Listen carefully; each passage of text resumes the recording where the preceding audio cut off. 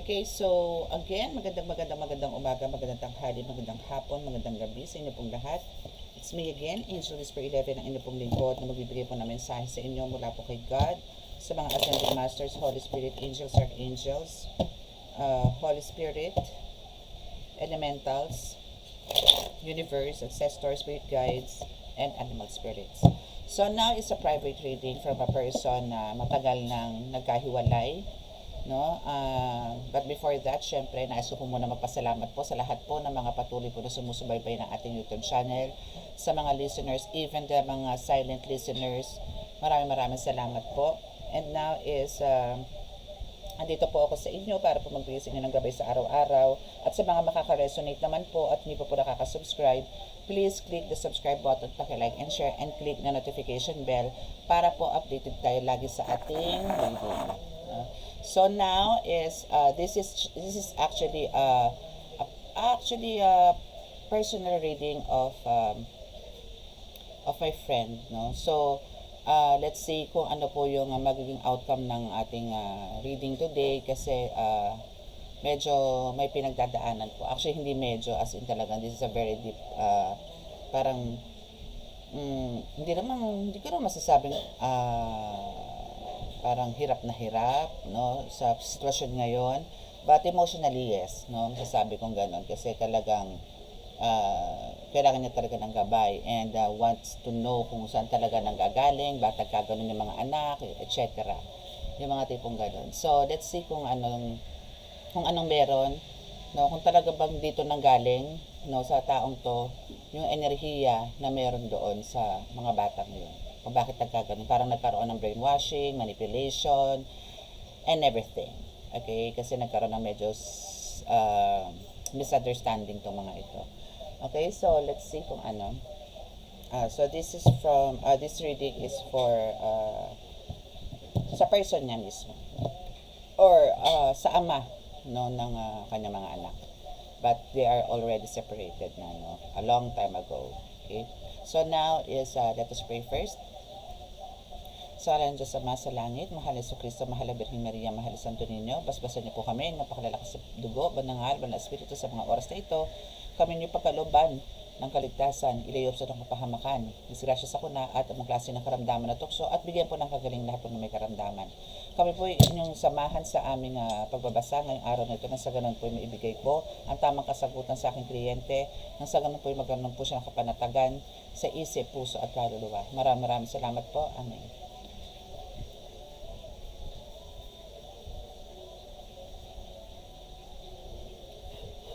Okay. So, let's see kung ano ba yung talagang energy nito taong to, no?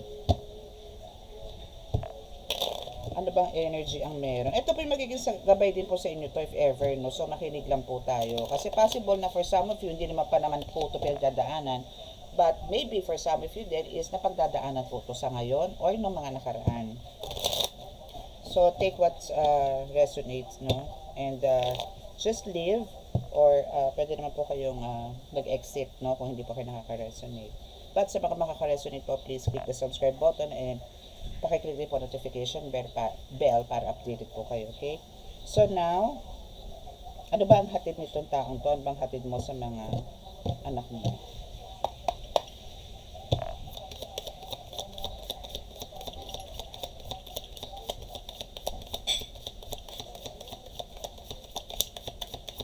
Ano ba intentions mo? Okay, so we have the Knight of Swords, Two of Swords, Hierophant in reverse, Wheel of Fortune in reverse. And the bottom of the deck is the Hermit in reverse. Okay, so since the Hermit in reverse ang lumabas po dito, no. So ito yung pinaka highlights, no, ng ating reading. So we have the Hermit card. Okay, so the Hermit says na kumbaga the Hermit kasi if this is upright. So ito po yung magbibigay sa inyo ng parang right direction, right path, alignment, balance, no? Siya yun, the Hermit card, no, siya. But since ito is nag-reverse, no, so Now, ito is punong-puno po tong taong to, as in hopeless at the same time. Actually, ngayon, kung noon siguro, by the time na sila pa nitong person na to ng client ko is, nandito yung okay na okay sila. Tipong buhay na buhay, alive na alive, full of energy. But now, this is paralyzed by fear. No? And ito is talagang isolated sa ngayon. Drop. Narinig ko drop. Bagsak.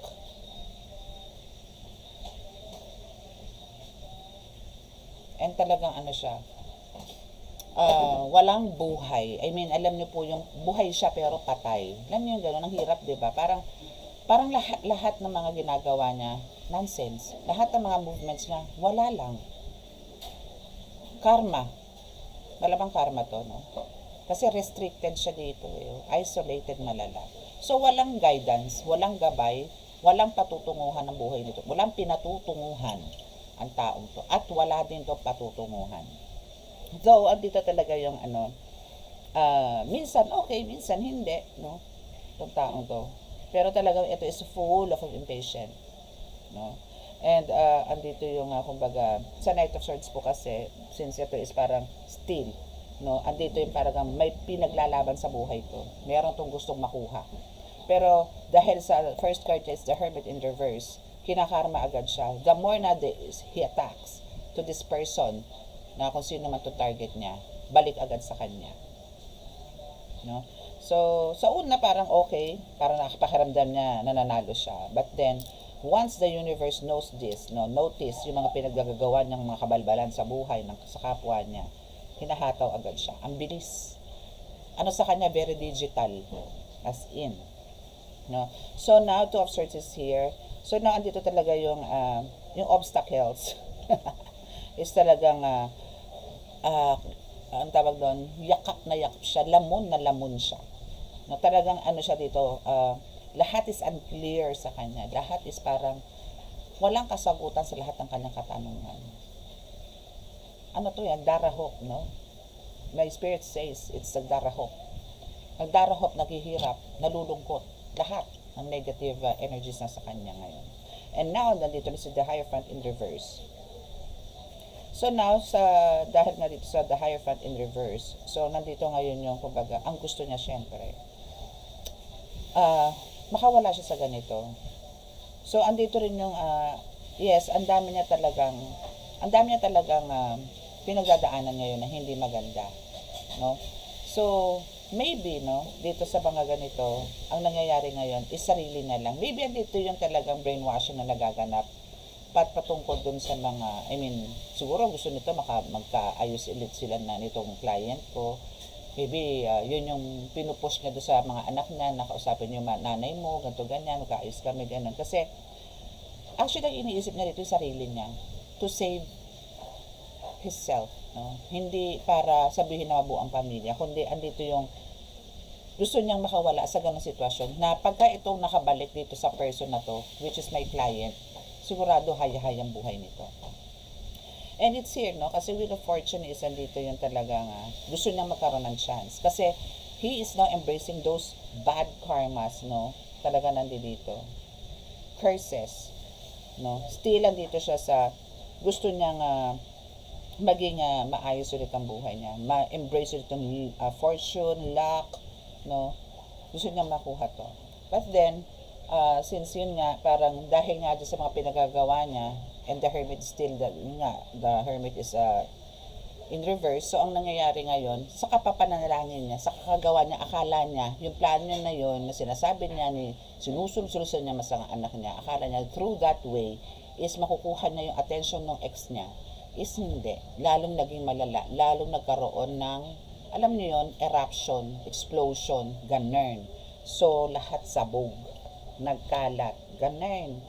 Okay, so, anything else?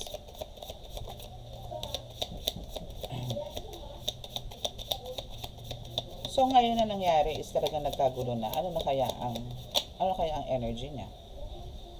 Na nagkakagulo na ang lahat, no?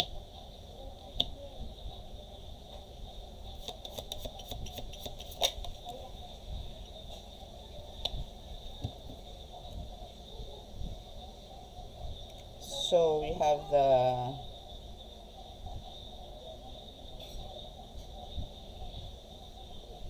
success. So talagang napagtagumpayan niya. So gusto niya, no? Gusto niya yung nangyari.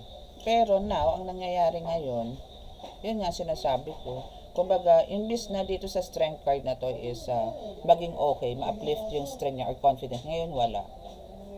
Kasi ano din to, tinatamaan din to ng regrets or konsensya. Kasi, yung mga anak nila na nagsasuffer sa mga plano nila, tatlo, or maybe this is a family, na kung ano yung mangyayari sa kanila pag ito ginawa mo. But then, ang nangyari, hindi. Naging negative yung nangyari. Hindi naging maganda yung resulta. Yung ganon. So, actually, we have the lunar eclipse here. So, now, pero not for this time pa, no? There's a lot of talagang revelation na mangyayari. Siguro, before, 3 months pa, no? Magkaroon talaga ng revelation sa mga nangyayari nito, spiritual, physical, mental, emotional, and financial na rin at the same time. Okay? And now, 5 of Cups is here. So, now, ito is nagpaplano na rin, or magpaplano to, no, na mag-ask ng forgiveness dito sa mga bunaknak niya, mga ganun. And ready to move on na rin, and healing. Kasi parang itong taong to, hindi rin naka-move on to eh. No, kaya andito yung parang gusto niya maghigante, but akala nitong tao to is, itong client ko is ganun na lang ang buhay. Basta-basta na lang. Okay? Ano ba? Okay, so now is andito yung talagang since andito nga gusto niya nang magdadat ito sa healing point, no, or maghihil din ito, no. But andito rin yung kumbaga still, no, gusto nito, parang ang way of healing niya, ang gusto niya mangyari is magkaroon sila ng pag-uusap, no. Gusto niya magkaroon sila ng pagkakausap nitong talaga namang si Queen of Swords na handa siyang hagupitin ng kanyang swords. Yung mga gano'n, no? So, kumbaga, ang pinaka dito is ayaw niyang, ayaw niyang tanggapin. So, yes, that's it. Okay? So, now, huwag maingay. So, ayun. So, now, is ang kailangan talaga dito, ang gusto niya mangyari, is magkaroon ng pag-uusap, at dalawa siya, or maybe yung mga anak na rin, para magkaayos, no? So, ano ba ang mga ginagawa nito na mga, para ba makipag-usap, no? Itong father na to sa mga anak niya, no? Patungkol pagdating do sa ina. Paano ba? Bakit ba kinaraman naman to? No? At bakit gusto niya rin magkaroon ng kagalingan? No? Ano to emotional breakdown, ganun. And mentally breakdown. No? Mental illness malala, ganun. So, let's see kung ano.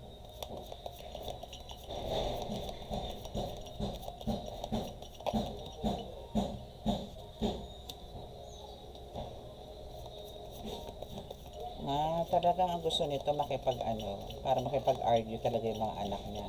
Na parang huwag kayong magpatalo, huwag kayong magpanaig, huwag kayong magpadikta, mga ganon. And siya din na nag-push actually, or parang nag-decide na sige, umalis ka. Yun.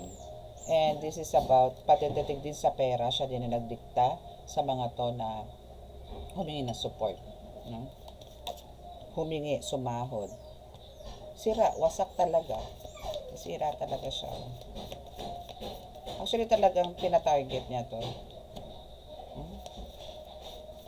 Tinarget talaga.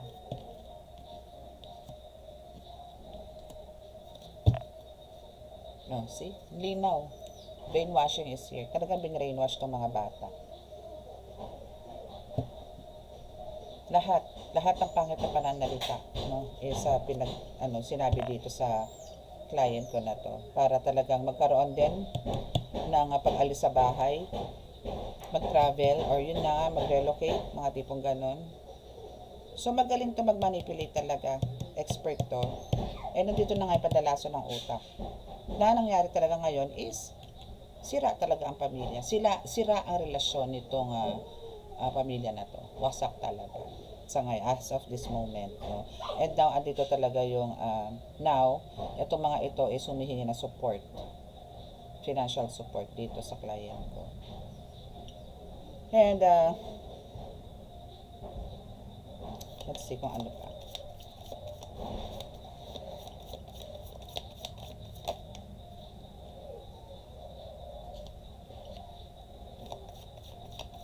Talagang ano siya, oh.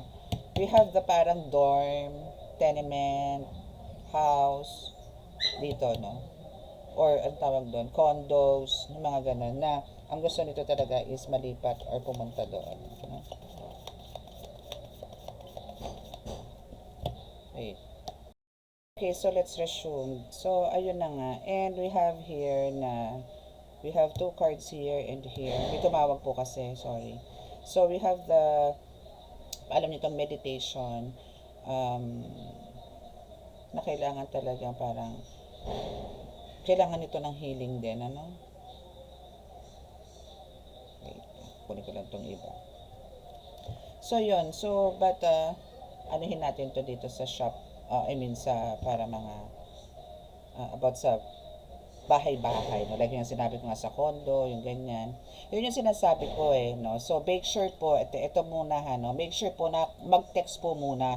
Huwag po tatawag agad. Kasi po, minsan po may mga ganito po ako, may reading po ako, may recording po ako, may live po ako, then you keep on calling, no? So, please, sa mga ganyan po, chat po muna, then antayin niyo po yung time na makapagbigay ako ng message sa inyo. But then, kung talaga pong busy is, humihingi naman po ako ng pasensya. Kasi po minsan may nakikita po ako natatabunan na rin po, hindi ko na rin po nababasa. So, yung mga ganyan po, siguro man kahit late, no, evening, pwede na po kayo mag-miss call lang po. Huwag po natin i-push na talagang alam niyo po dire-diretso po ang tawag. Miss call lang po. Siguro yun, ano ko na po yun, makukuha ko na po yung attention na yun. Okay? Kasi po katulad niya na-distract po ako. So, itong tao itong talaga, no, itong tatay, no, is talagang gustong balikan tong ex-wife. It's here. Obsessed pa rin, no? And still, hanggang ngayon, nagsiselos pa rin. Kasi, ang laki ng changes itong client ko na to, no? And, sorry, kasi itong taong ko talaga is connected na sa mga saints, no? It's here. Connected na siya. So, kahit anong gawin nitong magic, hindi na to tatalab. Babalik at babalik talaga sa kanya to. And he is still thinking na itong taong to is easy target. Sorry, hindi na to yung pagkakakilala niya dito sa ex niya. Kung noon kayang-kaya niyang paikuti to, kayang-kaya niyang diktahan to, kayang-kaya niyang utuin to, but this time, no. No, not anymore. Okay? So, yun lang ang doon, kagandahan nito, no? And, God is good, pagkakilala kami nito. That's why, andito na siya sa healing. And, protection na rin lang, meron na rin siya nito. So, hindi na siya para paikutin nitong mga taong to na talaga nagtitake advantage lang sa kanya, sa kabaitan niya. Masyado kasi mapagmahal tong taong to. Pagka nagmahal, parang mula ulo hanggang paa binibigay. Hanggang sa patay na kuko. Mga tipong gano'n, kung meron man. Pero alam ko wala. Ibig sabihin ko na siya magbigay. All out talaga. Talagang puso at kaluluwa ibibigay nitong taong to sa tao niyang minamahal. No? So, now is nandito na yung medyo binigyan ko siya ng na rin, ng parang kailangan mong balansehin ang lahat. No? Pero andun pa rin yung ngayon, talagang kailangan alalay sa mga ganitong sitwasyon, especially family problem po to. So, kailangan po talaga dito is i-assess ang lahat. But ito po is pumunta na po siya doon sa peak, no? Or sa kaduluduluhan. Yun, basta nasa peak na po siya na talagang nasagad na po siya. Kasi talagang too much na po talaga. Very abusive na po yung nangyari sa kanya. Traumatic as well, no? So, now is, eto, kaya lang naman po ni-reading to is just to know kung talagang isa rin ba to or kasali ba siya o sa kanya ba nanggaling, dito ba sa ex-husband niya, yung mga nangyayari sa kanila. Kung bakit nagkagano ng mga anak niya, yung mga tipong gano'n. So, now, yes, it's here. Kasi nga, kumbaga, andito pa rin yung selos, andito pa rin yung hindi niya matanggap na siya is with another man na. Which is talaga namang napakabalik. No? So, now is, sorry na lang. maybe noon pa to, no, talaga gusto na nito makipagbalikan dito, but inignore na nitong client ko na to.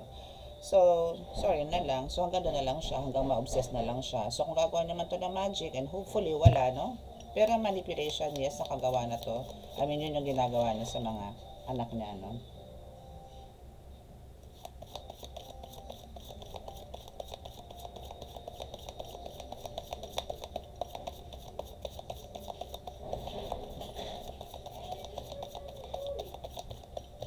Ano pa ba? Wala na, yun lang. Wala na lumabas eh. Okay, so yun lang. At least alam na natin kung kanino siya. I mean, kung ano yung mga pinagagawa niya and involved ba siya dito sa manipulation or sa nangyayari sa inyo. Nagkaroon kayo ng kalabuan or misunderstanding nitong mga bunaknak mo, no? So, brainwashing is pasok. Pandalaso ng utak is pasok. No? And about financial, pasok. No? Talagang pera-pera lang ang labanan. So, hoping na, I'm still keep on hoping and praying to God, especially sa aking mahal na ina, na magkaayos din po itong mga ito kasi nakakaawa naman po yung mga bata din. No? And biktima lang din naman sila ng spiritual na mga atake. So, I'm still hoping and praying for that.